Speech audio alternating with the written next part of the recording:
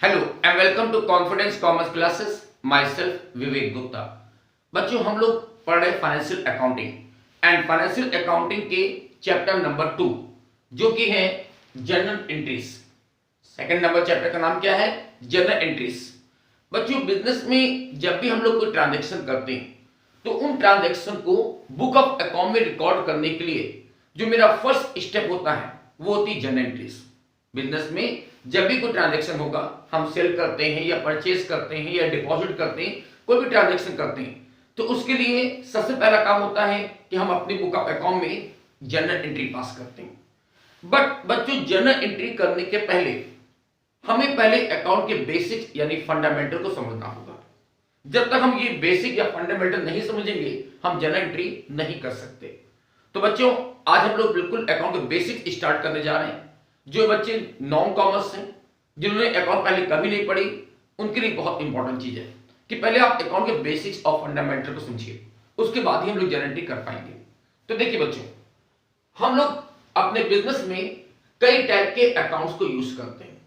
हम लोग बिजनेस में बहुत से अकाउंट यूज करते हैं, जैसे कि एग्जाम्पल कहें capital account, purchase account, sales account, salary account, wages account, bank account, travelling account, conveyance account, ऐसे बहुत से अकाउंट होते हैं। बच्चों, सैकड़ों हजारों अकाउंट हो सकते हैं किसी बिजनेस में। तो इन सैकड़ों हजारों अकाउंट्स को सबसे पहले हम लोग अकाउंटेंसी में 3 कैटेगरी में डिवाइड करते हैं, जिसे आपको सबसे पहले समझना पड़ेगा कि अकाउंट की कैटेगरी कौन कौन सी है और कौन से अकाउंट किस कैटेगरी में आते हैं। ठीक है, सो देखिए बच्चों, हम लोग अपने अकाउंट्स में जो भी सैकड़ों हजारों अकाउंट्स होते हैं, उससे हम लोग 3 कैटेगरी में यहां पर डिवाइड कर रहे हैं। ये 3 कैटेगरी कौन सी बनती है? तो number first personal account, number 2 real account and number 3 nominal account. जो भी सैकड़ों हजारों अकाउंट हम लोग यूज करते हैं, वो सारे अकाउंट बच्चों इसी 3 कैटेगरी में आ जाते हैं। 3 के अलावा अकाउंटेंसी में चौथी कोई कैटेगरी होती ही नहीं है। वो सारे अकाउंट इन्हीं 3 कैटेगरी में आएंगे, या तो वो पर्सनल अकाउंट होंगे, या रियल अकाउंट होंगे, या फिर नॉमिनल अकाउंट होंगे। तो सबसे पहले बच्चों आपको यह समझना है कि कौन से अकाउंट किस कैटेगरी में आता है। तो देखिए, मेरी फर्स्ट कैटेगरी बनती है अकाउंट्स की, वो है पर्सनल अकाउंट। फर्स्ट कैटेगरी नाम क्या है? Personal account. तो बच्चों, पर्सनल अकाउंट में हमारे 2 टाइप के अकाउंट आते हैं। नंबर फर्स्ट नेम वाले account and number 2 representative accounts. Personal account में 2 चीजें आ रही है, नेम से relevant account and representative accounts. पहले देखिए बच्चे, नेम वाले अकाउंट। नेम से रिलेवेंट जो भी अकाउंट होंगे वो सब पर्सनल अकाउंट में आते हैं। अब वो नेम किसी पर्सन का हो सकता है, किसी भी फर्म का हो सकता है, किसी ऑर्गेनाइजेशन या किसी भी कंपनी का हो सकता है। जैसे मेरा नाम विवेक गुप्ता, या किसी व्यक्ति का नाम राम, श्याम, गोपाल, गीता, पूजा, जो भी नाम है वो सब किसमें आएगा? पर्सनल अकाउंट में। ठीक है, इसी तरह किसी भी फर्म का नाम, जैसे हमारी फर्म का नाम कॉन्फिडेंस कॉमर्स क्लासेस, ये क्या है? एक फर्म है, पर्सनल अकाउंट में आएगा, नेम वाला अकाउंट है। सेम वे कोई ऑर्गेनाइजेशन है जिसका अपना एक सर्टेन नेम है। ऑर्गेनाइजेशन जैसे आप कह सकते हो कोई बैंक, आपने कई बैंकों के नाम सुने, Indian bank, Allahabad bank, Punjab national bank, ICI bank, name वाले अकाउंट है, वो भी पर्सनल अकाउंट में आएंगे। सेम वे कोई कंपनी का अकाउंट, जैसे कोई company, Reliance company, Tata company, तो वो भी किस में आ रहा है? Personal account. तो बच्चों, नेम से रिलेवेंट जो भी अकाउंट होंगे वो नेम किसी पर्सन का हो, किसी भी फर्म का हो, किसी भी कंपनी का हो या ऑर्गेनाइजेशन का हो, नेम वाले अकाउंट ऑलवेज पर्सनल अकाउंट में आएंगे। ओके, इसके अलावा पर्सनल अकाउंट में एक और चीज आती है, दैट इज रिप्रेजेंटेटिव अकाउंट्स। बच्चों, कुछ अकाउंट ऐसे होते हैं जो किसी न किसी पर्सन को रिप्रेजेंट्स करते हैं, तो वो रिप्रेजेंटेटिव वाले अकाउंट भी हमारे पर्सनल अकाउंट की कैटेगरी में आएगा। जैसे कि मैंने पहला एग्जांपल लिया है कैपिटल अकाउंट। कैपिटल अकाउंट बच्चों, हम लोग समझते हैं कैपिटल अकाउंट क्या होता है कि जब भी हम बिजनेस स्टार्ट करते हैं तो सबसे पहला काम मुझे क्या करना होता है कि बिजनेस में हमें कैपिटल लगानी पड़ती है। जो बच्चे हिंदी मीडियम से पढ़ते हैं, कैपिटल को हिंदी बोलते हैं पूंजी। पूंजी यानी कैपिटल। ठीक है, तो मुझे सबसे पहला काम बिजनेस में क्या करना होता है? बिजनेस में कैपिटल लगाना होता है। बच्चों, जैसे मान लीजिए मैंने बिजनेस कैपिटल लगाई, मेरा नाम विवेक गुप्ता, अब मैंने बिजनेस कैपिटल लगाई, तो मुझे लिखना चाहिए विवेक्स कैपिटल, मैंने कैपिटल लगाई है तो मुझे लिखना चाहिए था विवेक्स कैपिटल अकाउंट।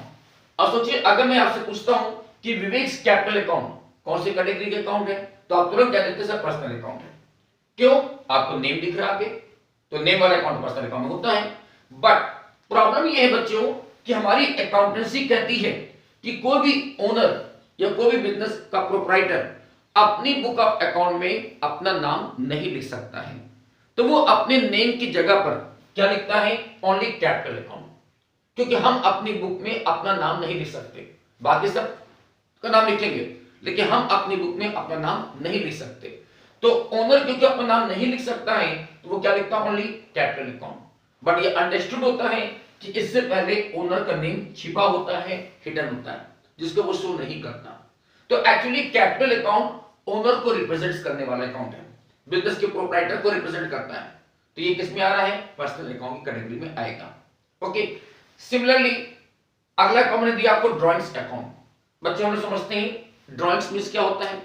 ड्राइंग्स मतलब क्या होता है कि जब कोई बिजनेस ओनर अपने पर्सनल यूज के लिए बिजनेस से समटाइम कैश या गुड्स ड्रॉ कर लेता है, तो उसकी इस एक्टिविटी को बोलते हैं उसने ड्राइंग कर लिया।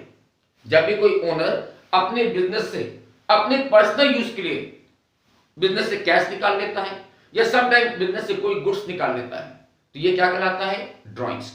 फिर सोचना बच्चों कि ये ड्राइंग कौन कर रहा है? कोई बाहरी व्यक्ति करता है क्या ड्राइंग? नहीं, ये ड्राइंग कौन करता है? ओनर खुद कर रहा है। तो ये भी उसका अपना खुद का पर्सनल अकाउंट है। लेकिन फिर से वही प्रॉब्लम आएगी कि ओनर अपनी बुक में अपना नाम नहीं लिख सकता है, तो इस बार वो नेम की जगह क्या लिखेगा? Drawings account.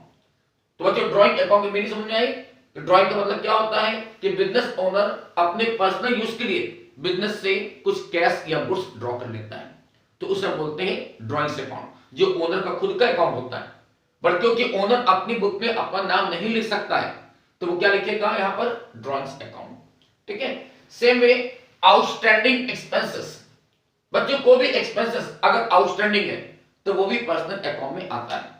अब ये आउटस्टैंडिंग एक्सपेंसेस का मींस क्या होता है? तो बच्चों आउटस्टैंडिंग एक्सपेंसेस का means the expenses which are due but not paid till now. ऐसा कोई भी एक्सपेंसेस जो ड्यू हो चुका है लेकिन अभी तक उसका हमने पेमेंट नहीं किया। जैसे मान लीजिए मेरा कोई एम्प्लॉय है, उसको मुझे अभी 2 महीने की सैलरी देनी बकाया है। हमारा लैंडलॉर्ड है, उसको 3 महीने का रेंट देना बकाया है। या फिर कोई इलेक्ट्रिसिटी बिल हमारे पास आ चुका है लेकिन उसका अभी तक मैंने पेमेंट नहीं किया है। तो ऐसा कोई भी एक्सपेंसेस जो कि ड्यू हो चुका है लेकिन अभी तक हमने उसका पेमेंट नहीं किया, वो कहलाता है आउटस्टैंडिंग एक्सपेंसेस। ठीक है। Same way prepaid expenses. अब प्रीपेड क्या होता है? तो बच्चों बस आउटस्टैंडिंग को जस्ट रिवर्स कर दीजिए तो वो जाता है प्रीपेड। प्रीपेड का मतलब क्या हुआ कि ऐसा कोई भी एक्सपेंसेस जो अभी ड्यू नहीं हुआ लेकिन उसका मैंने एडवांस पेमेंट कर दिया है। The expenses which are not due but paid in advance, that is called prepaid expenses. जैसे कुछ भी ले लीजिए कि मैंने अपने वर्कर को 2 महीने की सैलरी एडवांस दे दिया, मैंने अपने लैंडलॉर्ड को 3 मंथ का रेंट एडवांस में दे दिया, तो वो क्या कहलाएगा? Prepaid expenses.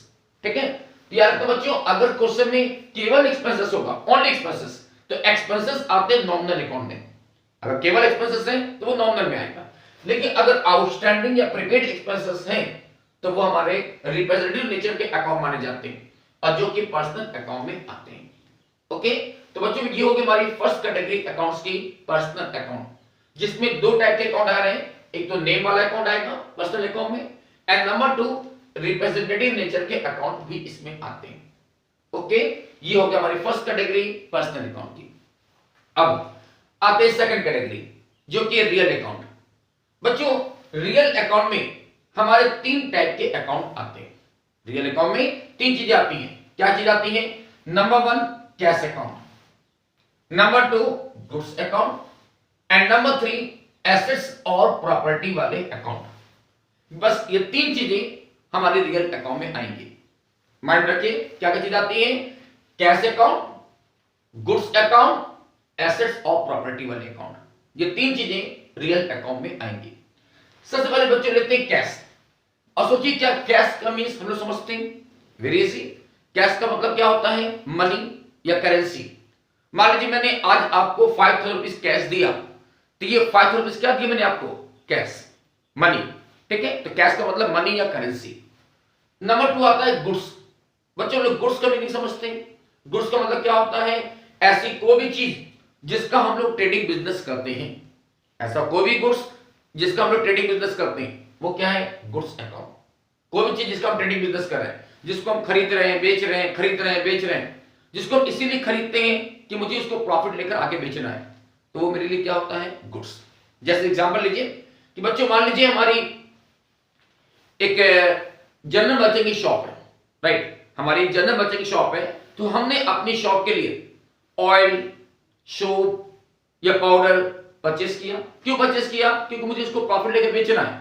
तो ये चीजें मेरी क्या कहलाएंगी? गुड्स। जो बच्चे हिंदी से पढ़ते हैं इसको बोलते हैं माल खाता, इंग्लिश में बोलता हूं गुड्स अकाउंट। तो गुड्स का मतलब ऐसा कोई भी चीज जिसका हम ट्रेडिंग बिजनेस करते हैं, जिसको हम सेल परचेस करते रहते हैं, वो हमारी गुड्स कहलाती है। बच्चों जब हम लोग अकाउंटिंग करेंगे तो यार कि अकाउंटिंग में हम लोग गुड्स के नाम से अकाउंट नहीं बनाएंगे। इस बात को नोटिस करना, हम लोग गुड्स के नाम से कोई अकाउंट नहीं बनाएंगे, बल्कि गुड्स की जगह पर हम लोग लिखेंगे या तो परचेज अकाउंट या फिर सेल्स अकाउंट। गुड्स की जगह पर दो चीज आएंगी, परचेज अकाउंट या फिर सेल्स अकाउंट। दैट मींस हम कह सकते हैं कि purchase and sales real account की कैटेगरी में आएगा। कोई भी माल हम खरीदते हैं तो आप लिखिए परचेज अकाउंट, और वो माल हम बेचते हैं तो लिखेंगे सेल्स अकाउंट। ठीक है, तो गुड्स के दो पार्ट हो जाएंगे, purchase account and sales account. Okay, and number third point आता है इसमें एसेट्स या प्रॉपर्टी वाले अकाउंट। बच्चों ये एसेट्स या प्रॉपर्टी मींस होता क्या है? तो हम कहते हैं एसेट या प्रॉपर्टी में वो चीजें आती हैं जिसको हम अपने बिजनेस में खरीदते हैं बट सेल करने के लिए नहीं। हम खरीदेंगे लेकिन सेल करने के लिए नहीं। तो क्यों खरीदेंगे? यूज करने के लिए, कि मुझे उन चीजों को बिजनेस में यूज करना है। तो यूज करने के लिए हम जब कोई चीज खरीदते हैं वो क्या बन जाता है? प्रॉपर्टी यानी एसेट्स। तो एसेट्स का मतलब ऐसी कोई भी चीज जो बिजनेस में यूज करने के लिए ली जाती है वो हमारी एसेट्स या प्रॉपर्टी कहलाती है। जैसे land, building, plant, machine, furniture, car, computer, बहुत सी चीजें हो सकती हैं। ये सब मेरी क्या है? प्रॉपर्टीज है। तो ये सारी प्रॉपर्टी वाले अकाउंट भी रियल अकाउंट में आएंगे। ओके, अब बच्चों एक टेक्निकल पॉइंट समझना हमको। कई बार हम लोग इस बारे में मिसगाइड हो जाते हैं कि गुड्स क्या होता है और प्रॉपर्टी क्या चीज होती है। गुड्स क्या होता है और प्रॉपर्टी क्या चीज होती है? तो बात को समझना बच्चों। गुड्स का मतलब वो चीजें जिनका हम लोग ट्रेडिंग बिजनेस कर रहे हैं, जिसको मैं परचेज करके सेल कर रहा हूं। मैं इसीलिए उसको परचेज कर रहा हूं क्योंकि मुझे उसको सेल करना है। तो सेल करने के लिए अगर कोई चीज खरीद रहे हैं तो वो क्या है? मेरी गुड्स है, जिसका हम ट्रेडिंग बिजनेस करते हैं। और प्रॉपर्टी का मतलब वो चीज जिसको हम बिजनेस में यूज करने के लिए खरीद रहे हैं। हम इसको सेल नहीं करना, हम इसको बिजनेस में यूज करना है, वो क्या बन जाती है? प्रॉपर्टी। जैसे बच्चों हम आपको बताएं कि कुछ चीजें ऐसी हो सकती हैं जो हमारे लिए गुड्स हो, आपके लिए प्रॉपर्टी हो, या वो आपके लिए गुड्स हो, मेरे लिए प्रॉपर्टी हो। ऐसा हो सकता है, डिपेंड करता है नेचर ऑफ बिजनेस पर कि हम लोग का बिजनेस कैसा है। जैसे बच्चों एग्जांपल लीजिए कि मैंने अपने बिजनेस में यूज करने के लिए एक कंप्यूटर परचेस किया। बिजनेस में यूज करने के लिए हमने एक कंप्यूटर परचेस किया ताकि उसमें अकाउंटिंग वगैरह कर सके। तो मैंने ये जो एक कंप्यूटर खरीदा, सोचो ये कंप्यूटर मेरे लिए क्या है? प्रॉपर्टी है। ये कंप्यूटर मेरे लिए क्या है? प्रॉपर्टी है, क्योंकि मुझे कंप्यूटर को बेचना नहीं है, कंप्यूटर यूज करना है। अब जरा सोचो बच्चों कि अगर मेरी खुद की कंप्यूटर की शॉप हो, अगर मेरा खुद भी कंप्यूटर का बिजनेस है, हम कंप्यूटर खरीदते बेचते रहते हैं, हम सैकड़ों कंप्यूटर डेली खरीदते बेचते रहते हैं, तो फिर सोचो यही कंप्यूटर हमारे लिए क्या बन जाएगा? गुड्स। ये कंप्यूटर मेरे लिए क्या हो जाएगा? गुड्स, क्योंकि हम इसका ट्रेडिंग बिजनेस कर रहे हैं। ठीक है ना? इसी तरह मान लीजिए फिर से हमने अपने बिजनेस के लिए कोई फर्नीचर परचेस किया, टेबल है, चेयर है, क्यों खरीदा? यूज करने के लिए। तो ये फर्नीचर मेरे लिए क्या है? प्रॉपर्टी है। लेकिन सोचिए कि अगर मेरा खुद का फर्नीचर का बिजनेस है, हमारा खुद का फर्नीचर बिजनेस है और डेली मैं सैकड़ों टेबल चेयर खरीदता बेचता रहता हूं, तो फिर यही फर्नीचर मेरे लिए क्या बन जाएगा? गुड्स। तो बच्चों डिफरेंस समझना कि गुड्स और प्रॉपर्टी में डिफरेंस क्या हो जाता है कि गुड्स का मतलब वो चीज जिसका हम ट्रेडिंग बिजनेस कर रहे हैं, जिसको हम सेल परचेस करते रहते हैं। हम परचेस इसीलिए करते हैं क्योंकि मुझे उसको आगे सेल करना है, तो वो हमारी गुड्स है। और प्रॉपर्टी का मतलब वो चीज जिसको बिजनेस में यूज करने के लिए लिया जाता है, वो प्रॉपर्टी कहलाती है। ओके, तो बच्चों ये तीन चीजें, कैश, गुड्स एंड प्रॉपर्टी, ये तीन टाइप के अकाउंट हमारे रियल अकाउंटिंग कैटेगरी में आएगा। और याद रखना बच्चों, हम लोग जब अकाउंटिंग करेंगे तो हम लोग गुड्स के नाम से अकाउंट नहीं बनाएंगे, बल्कि अकाउंट बनेगा हमारा परचेज या फिर सेल्स के नाम से। हम कोई भी गुड्स खरीदेंगे तो बोलेंगे परचेज अकाउंट, और गुड्स अगर बेचेंगे तो बोलेंगे सेल्स अकाउंट। ठीक है, चलिए बच्चों अब आगे बढ़ते हैं। Number third and last category जो कि आती है नॉमिनल अकाउंट की। बच्चों नॉमिनल अकाउंट में हम दो टाइप के अकाउंट को रखेंगे। नॉमिनल अकाउंट में दो चीजें आती हैं, नंबर फर्स्ट एक्सपेंसेस वाले account and number two income से रिलेवेंट अकाउंट। तो एक्सपेंसेस एंड इनकम से रिलेवेंट जो भी अकाउंट होंगे वो सब नॉमिनल अकाउंट कैटेगरी में आएगा। बच्चों किसी भी बिजनेस में परचेज एंड प्रॉपर्टी के अलावा जो भी हमारे एक्सपेंसेस होते हैं वो सारे एक्सपेंसेस नॉमिनल अकाउंट में आते हैं। परचेज और प्रॉपर्टी को हमने रियल अकाउंट ले लिया है, तो परचेज और प्रॉपर्टी वाले अकाउंट को छोड़कर बिजनेस में जो भी एक्सपेंसेस होंगे वो सारे एक्सपेंसेस किसमें आएंगे? नॉमिनल अकाउंट में आएंगे। जैसे एग्जांपल आप कर सकते हैं salary account, wages account, rent account, freight account, stationery account, electricity account, telephone expenses, repair maintenance, बहुत से एक्सपेंसेस हैं, सैकड़ों हजारों एक्सपेंसेस हो सकते हैं बिजनेस में। तो वो सारे एक्सपेंसेस वाले अकाउंट किसमें आएंगे? नॉमिनल अकाउंट में आएंगे। अब बच्चों देखो इसी एक्सपेंसेस में हमने एक एक्सपेंसेस लिया है depreciation, that's a very very important. Depreciation, इसको हम लोग हिंदी में बोलते हैं हरास, थोड़ा सा अजीब नाम है बट इंग्लिश नाम याद रखिए, डेप्रिसिएशन। बच्चों ये डेप्रिसिएशन मींस क्या होता है समझना। डेप्रिसिएशन मींस क्या होता है, ये बिजनेस का बहुत इंपॉर्टेंट एक्सपेंसेस है। डेप्रिसिएशन क्या होता है?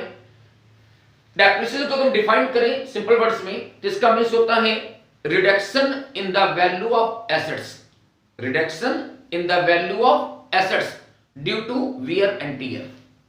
किसी भी एसेट्स को यानी प्रॉपर्टी को जब हम बिजनेस में यूज करते हैं तो बच्चों यूज करने के साथ साथ उसकी वैल्यू धीरे धीरे क्या हो जाती है? घटती जाती है। तो जितने से वैल्यू घट गई या जितने से वैल्यू रिड्यूस कर गई वो कहलाता है डेप्रिसिएशन। जितने से हाँ बच्चों इसका एक एग्जांपल लेके समझते हैं कि डेप्रिसिएशन मींस क्या होता है। कि मान लीजिए हमने एक कंप्यूटर परचेज किया था आज से 2 साल पहले। कितने परचेज किया था? सपोज करिए 40,000 रुपीज का 2 साल पहले परचेज किया था ये कंप्यूटर 40,000 रुपीज का। अब ये कंप्यूटर मुझे आपको सेल करना है मान लो, तो मुझे बताओ क्या ये 2 साल पुराना कंप्यूटर आप मुझसे 40,000 रुपीज में परचेज करेंगे? क्या खरीदेंगे? क्या नहीं खरीदेंगे ना। क्यों? क्योंकि इसकी वैल्यू आज घट गई है। तो सपोज करो आज इसकी वैल्यू कितनी हो गई? जस्ट 25,000 रुपीज की। तो सोचना बच्चों मैंने इसको कितने में खरीदा था? 40,000 रुपीज पर, और आज इसकी वैल्यू कितनी हो गई? 25,000 रुपीज की। तो इसका मतलब इसकी वैल्यू कितने से घट गई? 15,000 रुपीज से। तो बच्चों ये जो 15,000 रुपीज की वैल्यू घटी ये बिजनेस का एक एक्सपेंसेस होता है और इसी को नाम देते हैं हम depreciation, that is called depreciation. Same way एक और एग्जांपल लेते हैं कि मान लीजिए आपने एक हीरो होंडा कंपनी की बाइक परचेज किया 50,000 रुपीज की। आपने उसको 1 साल चलाया और 1 साल चलाने के बाद आप चाहते वो 50,000 रुपीज में सेल हो जाए। तो मुझे बताओ क्या वो 50,000 की बाइक 50,000 में सेल हो जाएगी? क्या नहीं हो पाएगी ना। क्यों? उसकी वैल्यू भी तो घट गई। तो जितने से वैल्यू घट गई वो क्या है? डेप्रिसिएशन। बच्चों ये डेप्रिसिएशन हम लोग हर एक प्रॉपर्टी पर चार्ज करते हैं। वो लैंड है, बिल्डिंग है, प्लांट है, मशीन है, सब पर चार्ज होता है। बट एक प्रॉपर्टी को छोड़कर, कौन सी? लैंड। बच्चों याद रखना लैंड पर डेप्रिसिएशन चार्ज नहीं होता। लैंड को छोड़कर बाकी सारी प्रॉपर्टी पर चार्ज होता है, क्योंकि सारी प्रॉपर्टी जैसे यूज करते जाएंगे उसकी वैल्यू घटती जाएगी। बट लैंड एक ऐसी प्रॉपर्टी है जिसकी वैल्यू हमेशा एप्रिशिएट करती है, डेप्रिशिएट कभी नहीं करती। सोचिए बच्चों अगर मैंने आज कोई लैंड परचेज किया 10 लाख रुपए की और इसे मैं 2 साल बाद बेचूंगा तो क्या हमारी वैल्यू घट जाएगी? क्या कभी नहीं, उसकी वैल्यू बढ़ जाएगी, 12 लाख या 15 लाख हो सकती है। और इसीलिए अकाउंटेंसी में हम लोग लैंड पर डेप्रिसिएशन चार्ज नहीं करते। लैंड को छोड़कर बाकी सारी प्रॉपर्टी में चार्ज करते हैं डेप्रिसिएशन। इवन इफ बिल्डिंग पर भी चार्ज किया जाता है, क्योंकि बिल्डिंग अगर नहीं है तो उसकी वैल्यू ज्यादा है, और जैसे बिल्डिंग पुरानी होती जाएगी उसकी वैल्यू भी घटती जाएगी। ओके, तो that is called depreciation. Okay, अब लास्ट में आते हैं इनकम अकाउंट। बच्चों हमारे बिजनेस में सेल के अलावा जो भी इनकम होती है वो सब नॉमिनल अकाउंट में आती है, या रखना सेल के अलावा, क्योंकि सेल्स अकाउंट को हम लोग ने रियल अकाउंट ले लिया है, तो सेल के अलावा जो भी इनकम होगी वो सब हमारी नॉमिनल अकाउंट की कैटेगरी में आएगा। जैसे कि interest received, commission received, discount received या फिर रेंट रिसीव्ड, ये सब हमारा नॉमिनल अकाउंट कैटेगरी में आएगा। ओके, तो ये तो बच्चों हमारे अकाउंट्स की कैटेगरीज। एक बार जल्दी से देख लेते हैं हमें तीन कैटेगरी कैसे बताइए आपको। कि सबसे पहले आता है पर्सनल अकाउंट, जिसमें कि नेम से रिलेवेंट अकाउंट एंड रिप्रेजेंटेटिव वाले अकाउंट्स आते हैं। फिर आता है रियल अकाउंट, ये तो तीन चीज आ रही है, cash account, goods account and property वाले अकाउंट, और लास्ट में नॉमिनल अकाउंट जिसमें इनकम और एक्सपेंसेस वाले अकाउंट आते हैं। ओके बच्चों, तो ये था हमारा अकाउंट के बेसिक्स। होप सो आपको मेरा आज का टॉपिक समझ में आ गया अच्छी तरह से। तो हम अपने वीडियो को बच्चों यहां पर स्टॉप कर रहे हैं आपसे। Okay, so good day, thank you and bye bye.